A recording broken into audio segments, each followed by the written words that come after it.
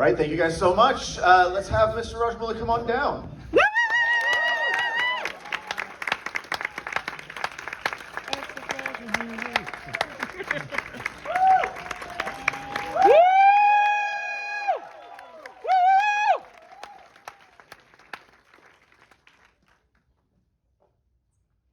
So this is, I think, probably now your first time seeing this in a theater in a very long time, all the way through, anyway. Yes, after a very long time, I was supposed to watch the film in LA, but I was sent on some other job where the rest of my family watched it and I couldn't watch it. I was feeling so jealous. Thank you for, thank you all for making me watch again. Yeah, usually I'd be very reserved with my words. I don't like to praise myself. I stay away from praising myself. But yeah. Okay. Okay. Okay.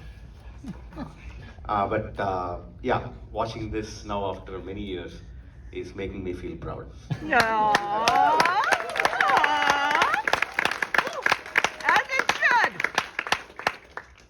So at the beginning, before the film started, you mentioned the fact that you had this crazy idea. These, where, why, how did this, where did this come from? Like, what part of your brain made this happen? Yeah, this is a crazy idea, but the crazy idea generated from the brain of my father. So he's the crazy guy, first initial crazy guy. So, we made this film in 2012. I think he told me the idea of EEGA 15 years before that. Oh, wow. Almost 15 years before that, and yeah, I was not even into completely into films at that time, and he narrated me the idea. I thought it was hilarious, fantastic, and I always wanted to see that idea come to screen. Yeah, luckily it happened in 2012. So what was it exactly that made 2012 the time? Because you mentioned at the beginning also that you had this idea for a quick 30-day shoot. We talked in LA about it was going to be the budget was what do you say, $250,000, and it ended up being many times that. So how did that go from being that 30-minute or 30-day shoot to this massive project that it ended up being? One thing is, at the time I was making, if I'm making one big film, I wanted to do one small film. So I made Magadira, which was a big film, and then I made Maryada Ramana, which was a small film. Then I was supposed to start Bahubali. But at the same time, Prabhas also wanted to complete one film before he came on to Bahubali. So I had a little bit time. Then I thought, okay, now because I have time, I can start off a film. Then EEGA came up. I mean, from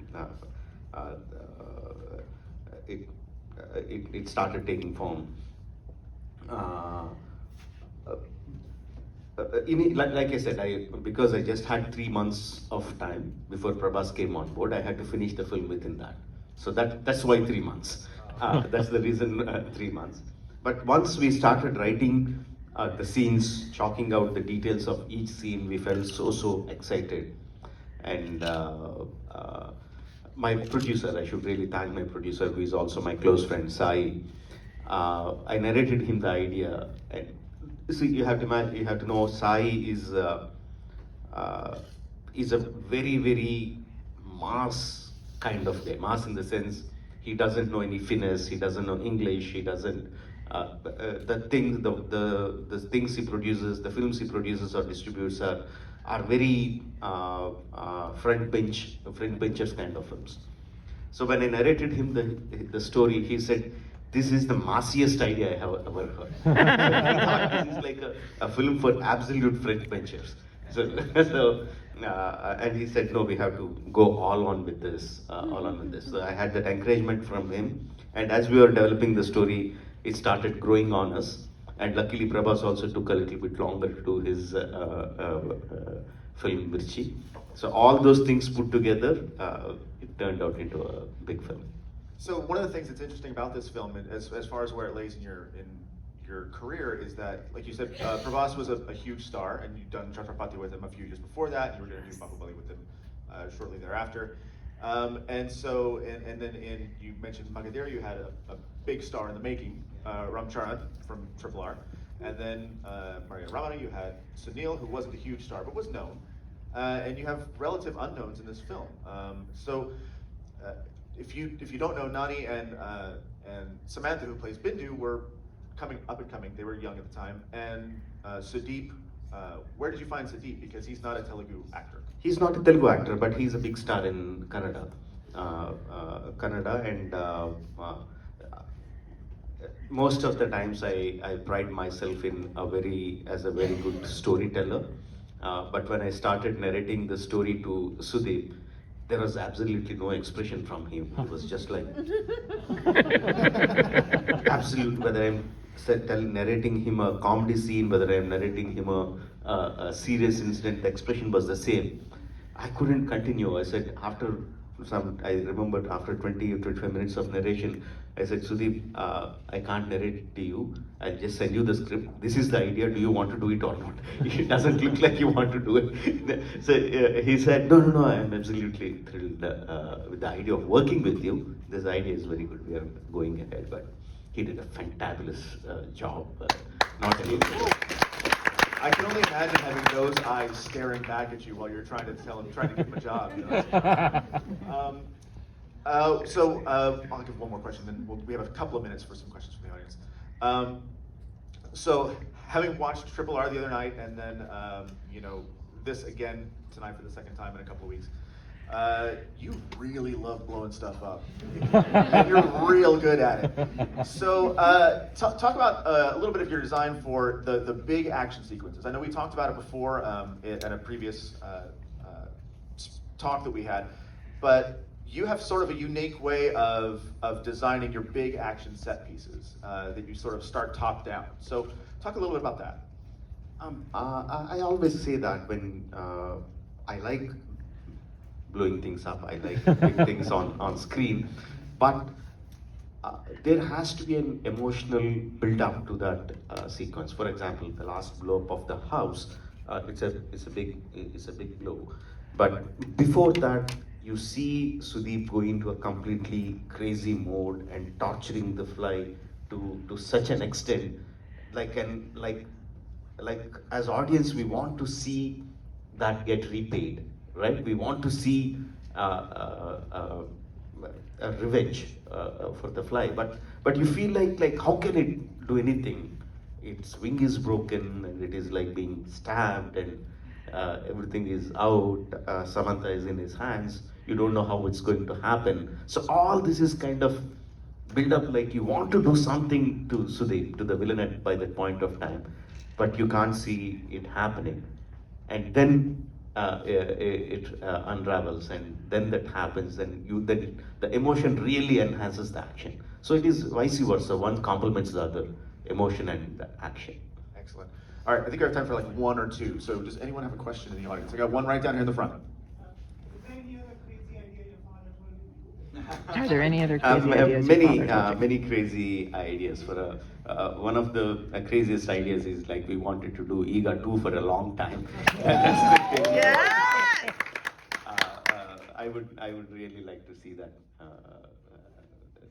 happening. I think you just heard them. We'd all like to see that too. Let's see, who else do we have right here in the middle?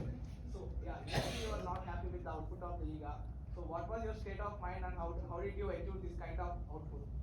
Yeah, initially I was not happy, not with the output, but just the fly itself. Like I was telling in the beginning of the screening, I had no prior knowledge about animation. We jumped right in, and Mukta, the studio who worked on the entire film, they started developing the model of the fly, rigging it, doing all sorts of things for almost 6 months. And finally, when they showed me a few shots, 1 or 2 shots about how it's going to be, I was not happy. And I said, I contemplated for 2-3 days and said, Pete was the VFX supervisor of the head of Mukta. I told him, look, Pete, this is not working. We had to scrap this and start from the scratch. And he was like, are you serious? Are you really, really serious? 6 months of work, you want to dump it down the drain and start again. You know, that means for guitars, the film is going to get delayed by that much. He said, yes, I'm prepared for everything. We will absorb the cost, all the cost, but I want it to be the best possible way. He was livid, he was furious, furious, but after 1 week, he came to terms with it. He saw that there is no way, no other way, and and he really put his team and his efforts back onto it, and then we got what we had. Which is fantastic. Let's see who else we have up here. I have here in the center. Yes, you, the one turning around. So the music for EEGA is very playful. Like Kirwani, there is music like in all of your big movies. It's like full of orchestra, maybe 10s or 20s of violins. Yeah. But here in this movie, it's very playful from kids to like old people. So how did he enjoy doing music for EEGA? I mean, we, all of us, the entire family really loved the idea from the beginning till the end. I always see that when MMK does music for the film, more than the music, he tries to gauge what kind of audience, in what kind of mood are going to enjoy the film. So that's what he tries to figure out. He tries to see the flow of things. He tries to see the flow of emotions. He tries to keep the audience in a certain mindset as the film goes on. That's how he does the background score. That is his biggest strength. Even the initial dialogue between the girl and the father was his complete idea. The idea was completely his. Instead of doing music for the beginning titles, he said, let's have a conversation between a father and child, and let's prepare the audience that they are going to watch a fairy tale. Let them get them into that mode, so that they don't start asking too many questions. They just enjoy the film like kids. So yeah, that's about MMK. All right, I think I have time for one more. No one's telling me no, so I'm gonna go for it. Who else? Any more questions? One more here. Going down here. Making this film, do you think twice before killing the fly? Do you think twice before killing a fly? No. Let's see. We had so many experiences at that point of time. I didn't have enough information about how a fly would be up close. So in the beginning of beginning of the shooting, what we did is we used to catch flies and put them in a deep freezer, so that they go into a state of coma. They don't die, they just freeze up. Then we take them out, and it will take few minutes before they get warm again and fly off. We get few minutes, so in the few minutes we have to put in the macro lens onto the camera and start clicking pictures. So there was a lot of close interaction with the flies, and once the film is done, it is very difficult for us to kill flies.